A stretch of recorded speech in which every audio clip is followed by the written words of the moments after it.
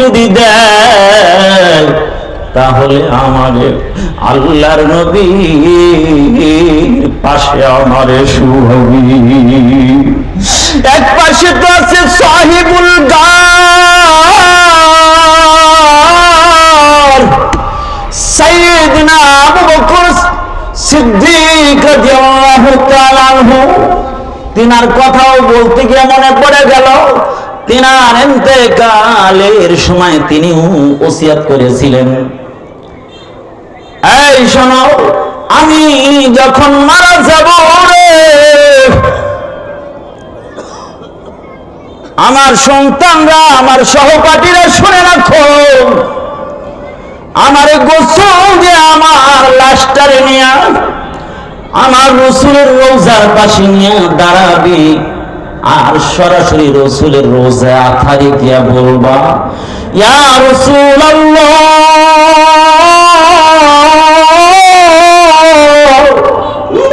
আপনার ওই গারে সুরের সাথী, আরে ওই হিজরতের রাত্রির সাথী, আপনার জীবনের হায়াতের সাথী, আজকে মওতের পরে আপনার সাথী হতে চায়। ইয়া রাসূলুল্লাহ, আপনার ইন্তেকালের পরে আবু বকরের আমলের উপরে আপনি সন্তুষ্ট আছেন কিনা? অনুমোদন যদি থাকে তাহলে আপনার পাশে তাহলে শোয়ানো হবে। আর যদি আপনি তার আমলের আপনার ইন্তেকালের পরে আবু বকরের আমলের উপরে সন্তুষ্ট না থাকেন তাহলে তাকে অন্য জায়গায় দাফন করা হবে। অটোমেটিক বলতে দেরি, এখন আল্লাহু আকবার বললেন, সামনে একটা গুরুত্বপূর্ণ জায়গা, আরে বলতে দেরি, হাবিব পাকের পক্ষ থেকে গাইবি আওয়াজ আসতে দেরি হয় নাই, আদখিলুল হাবিব ইলাল হাবিব।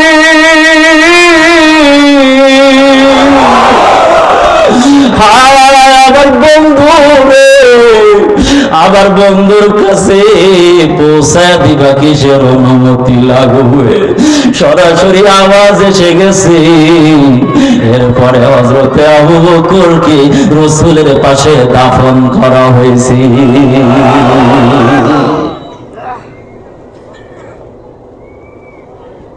এরা এত সম্মানিত হলেন কিভাবে?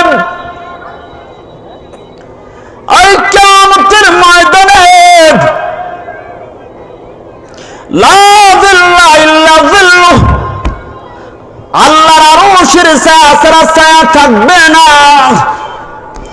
ওই ছায়ার মধ্যে শুধুমাত্র কেবলমাত্র 7 শ্রেণীর লোকেরা ছায়া পেয়ে যাবে। ইমামুন আদিলুন, ন্যায়পরায়ণ বাদশাহ, ন্যায়পরায়ণ বাদশাহ যদি হয়, ন্যায়পরায়ণ বিচারক যদি হয়, তাহলে আল্লাহ তাআলা তাকে আরশের নিচে ছায়া দিবে। আর যদি এরকম হয় রে, 200 টাকার বালি শুধু উঠাইতেই 4000 টাকা, আমার বাইরে বাংলার জমিনে আমার দ্বারা বাউসার লেখা হয়, জনগণের টাকা যেটা নিচতলায় থেকে উপর তলায় উঠাইতে 4000 টাকা বাউসার যদি হয়, তাহলে কি আল্লাহ আরশের নিচে ছায়া দিবে নাকি জাহান্নামে ঢুকাইবে? জোরে বলেন, আরশের নিচে ছায়া দিবে নাকি জাহান্নামে ঢুকাইবে? এই ওই যুবক, কোন দিকে তুমি রঙিন ঘুড়ি উড়াইয়া আজকে ফেসবুক পাইয়া, আজকে অ্যান্ড্রয়েড একটা সেট পাইয়া তুমি নর্তকীদের গান দেখো, বাজনা শোনো, আর অন্যায় কাজে দৌড়াদৌড়ি করো, তোমার মসজিদে পাওয়া যায় না। মালিকের পক্ষ থেকে প্রত্যেক দিন 5 বার ডাক দেওয়া হয়, মালিক ডাকে আয় আয় আয় আয়, মালিক প্রত্যেক দিন ডাকে, কিন্তু ডাকে সাড়া দাও না। কোন দিকে তুমি দৌড়াইতেছো? আল্লাহ রাসূল বলেন, ওয়াশাবুন নাশা ফি ইবাদাতিল্লাহ ওই যুবক, যে যুবকটা ইবাদতের মধ্যে বেড়ে উঠেছে, যৌবন বেড়ে উঠেছে, সুবহানাল্লাহ। আমুআল্লাকুম বিল মাসাজিদ, ওই লোক, যে লোক ব্যবসায়ী, গাড়ির ড্রাইভার, সিএনজি ড্রাইভার, আরে গার্মেন্টসের হেল্পার, ওয়ার্কার, কিন্তু দিলটা মসজিদে লাগানো। কোন সময় যেন আজান দিলে মসজিদে যাইবে, কিন্তু মসজিদে যাওয়ার সুযোগ নাই, বলে ফলরেই নামাজ আদায় করিয়া ফেলছে। আরে দিলটা লাগানো, কোন সময় আওয়াজ হবে, আজানের আওয়াজ আসবে, বান্দার ছটফট করে এমন লোক আমরা জীবনে দেখেছি।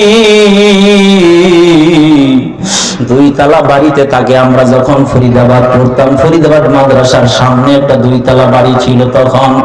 আজ থেকে আমার ভাইরা 24-25 বছর আগের কথা।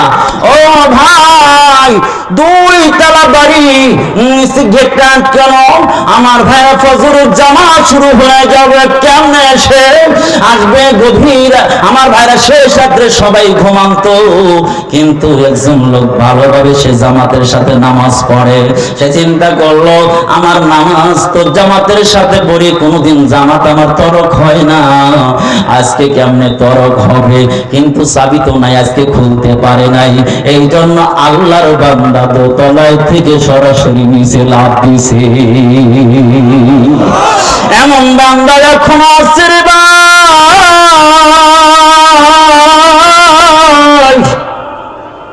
যার কারণে আল্লাহর ভয় যাদের অন্তরে থাকে, সওয়াব কিভাবে বেশি বেশি কামাই করা যাবে, তাদের অন্তরে কি থাকে? আগ্রহ থাকে, আর লোভ থাকে, কোন কাজ করলে বেশি বেশি সওয়াব মিলবে, সওয়াব হারাইতে চায় না।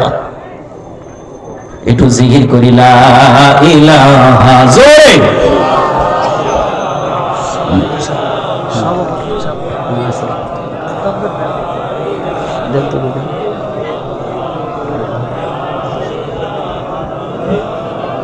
আপনি এই আওয়াজ দিবেন জোরে। ভালো আছে, বসে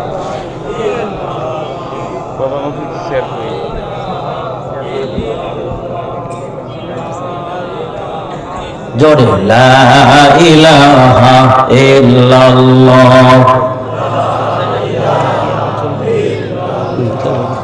বসে নাকি